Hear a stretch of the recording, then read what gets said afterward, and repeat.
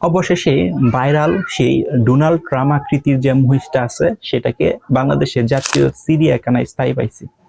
So আপনারা তো জানেন, এই যে কুরবানি ঈদকে সামনে রেখে বাজারে কিন্তু একটা প্রাণী খুবই ব্যাপকভাবে ভাইরাল হয়েছে, সেটা হচ্ছে ডোনাল্ড ট্রাম্প। অর্থাৎ একটা মহিষ আকৃতি বা আকার যে আকৃতি, সেটা হচ্ছে পৃথিবীর যে সবচেয়ে ক্ষমতাধর পার্সন ডোনাল্ড ট্রাম্প, তার মতো অবয়াটা হচ্ছে তার মতো দেখতে, কিন্তু ডোনাল্ড ট্রাম্পের মতোই। সো এই যে মহিষটা, এটা যে সময় কুরবানি ঈদের কিছুদিন আগে যে সময় গরুর হাটগুলো প্রথম অর্থাৎ কুরবানি ঈদ 4-5 দিন আগে বা তারও আগে হঠাৎ করেই এই যে মহিষটা আছে, এটা কিন্তু সামাজিক যোগাযোগ মাধ্যম ফেসবুকে অনেকে স্ট্যাটাস দেয় এবং মুহূর্তের মধ্যে কিন্তু সেটা ভাইরাল হয়ে যায়। এবং হয়তো বা আপনিও কিন্তু দেখছেন সোশ্যাল মিডিয়াতে এই মহিষটা। সো এই যে মহিষটা যেন আছে, এটা কিন্তু ডোনাল্ড আকৃতির যে চেহারা আছে, ডোনাল্ড ট্রাম্পের যে চেহারা আছে সেটার মতো একদম সেম টু সেম কিন্তু দেখতে। সো এটাকে কিন্তু বিভিন্ন যে বাংলাদেশের আনাচে কোনাচে যত মানুষ আছে অনেকেই কিন্তু এটাকে দেখার জন্য, শুধুমাত্র এক নজর দেখার জন্য বিভিন্ন ওনার যে মহিষটা যে পালতো তার বাসায় গেছে, বাজারে গেছে। সো এই যে ডোনাল্ড ট্রাম্পের মতন আকৃতি যে মহিষটা, সেটা যে ডোনাল্ড ট্রাম্পের আকৃতি, এটার কারণে যে এটার মালিক আছে, এটার নাম দেওয়া হয়েছিল ডোনাল্ড ট্রাম্প। সো এক পর্যায়ে এই মহিষটা নিয়ে কিন্তু ব্যাপক আলোচনা এবং সমালোচনা তৈরি হয়েছিল বাংলাদেশে, এবং যে এটার প্রকৃত মালিক ছিল সে কিন্তু এই ডোনাল্ড ট্রাম্প অর্থাৎ এই মহিষটাকে কুরবানির ঈদে কিন্তু বিক্রি করে দেয়। সো একজন লোক কিনছে, কেনার পর কেন কিনছে? কারণ এটাকে কুরবানি দেওয়ার উদ্দেশ্যে এই মহিষটাকে কিনে নিছে।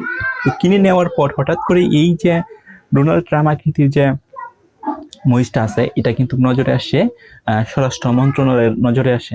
তো স্বরাষ্ট্র মন্ত্রণালয়ের থেকে নজরে আসার পর স্বরাষ্ট্রমন্ত্রী এটাকে ঘোষণা দিচ্ছে যে এই মহিষটা যে কিনছে তার কাছ থেকে এই মহিষটা যাতে নিয়ে আসা হয় এবং এটাকে যাতে কুরবানি না করা হয়, কারণ যেহেতু এটা একটা গুরুত্বপূর্ণ পার্সোনাল অবয়ব বা দেখতে, এটাকে জাতীয় চিড়িয়াখানায় রাখলে ভালো হবে।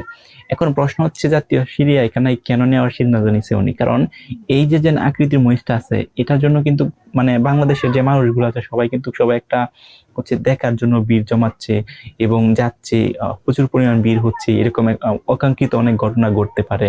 তো সার্বিক দিক বিবেচনা, এবং এটা একটা বিরল প্রাকৃতির প্রাণী, অর্থাৎ প্রতি 1000 মহিষের মধ্যে এরকম একটা মহিষ নাকি জন্মায় বা আকৃতি হতে পারে, এরকমও কিছু তথ্য পাওয়া গেছে। এটার কারণেই নাকি যে বাংলাদেশ চিড়িয়াখানায় যদি এটাকে রাখা হয় তাহলে কিন্তু এটা বাংলাদেশের জন্য ভালো হবে, এরকম সিদ্ধান্ত নিয়ে উনি কিন্তু লোক পাঠায় যে মহিষটাকে কিনছে কুরবানির উদ্দেশ্যে তার বাড়িতে, এবং তার কাছ থেকে যত টাকা দিয়ে এই মহিষটাকে কিনা হয়েছে, অর্থাৎ ডোনাল্ড ট্রাম্প আকৃতির মহিষটাকে কিনা হয়েছে, তত টাকা দিছে এবং তার জন্য অন্য একটা কুরবানির গরু হচ্ছে ম্যানেজ করে দিছে, এবং যে টাকা দিয়ে এই মহিষটা কিনছে সেই টাকাটাও কিন্তু ব্রেক করছে, এবং সেটাকে নিয়ে কিন্তু বাংলাদেশ চিড়িয়াখানায় নিয়ে গেছে, এবং ওই মহিষটাকে বাংলাদেশ চিড়িয়াখানায় রাখা হয়েছে। এবং চিড়িয়াখানায় আগে থেকেই কিন্তু এই মহিষটাকে রাখার জন্য যে ইকুইপমেন্ট দরকার, মেডিকেল টিম দরকার, এবং এই মহিষের যে খাবার দাওয়া দরকার, সব এভরিথিং ইজ ওকে করা ছিল। শুধুমাত্র ওই লোকের কাছ থেকে এই মহিষটা কিনছে, কিনে নেওয়ার পর চিড়িয়াখানায় রেখে দিছে। এখন কিন্তু রাইট নাও এই যে মহিষটা আছে, অর্থাৎ ডোনাল্ড ট্রাম্পের আকৃতি বা ডোনাল্ড ট্রাম্পের মতো দেখতে যে মহিষটা, সেটা কিন্তু বাংলাদেশ জাতীয় চিড়িয়াখানায় আছে। আপনি যদি বাংলাদেশ জাতীয় চিড়িয়াখানায় যান তাহলে কিন্তু এই মহিষটাকে আপনি দেখতে পারবেন। এখন চিন্তা করে দেখেন, এই মহিষটাকে দুদিন কুরবানি দিয়ে দিত, তাহলে হয়তোবা কুরবানি ঈদের পরে আর দেখা যেত না এই মহিষটাকে, হয়তোবা আপনার ফোনে ছবি তোলা বা সোশ্যাল মিডিয়াতে আপনি দেখতে পাইতেন, কিন্তু সরাসরি রিয়েল টাইম কিন্তু এই মহিষটাকে আপনি দেখতে পাইতেন না। কিন্তু এখন থেকে কিন্তু রিয়েল টাইম এই মহিষটাকে দেখবেন। যে কোনো সময় যদি আপনার মনে হয় ডোনাল্ড ট্রাম্প আকৃতির মহিষটাকে দেখা দরকার, তাহলে চলে যাবেন বাংলাদেশ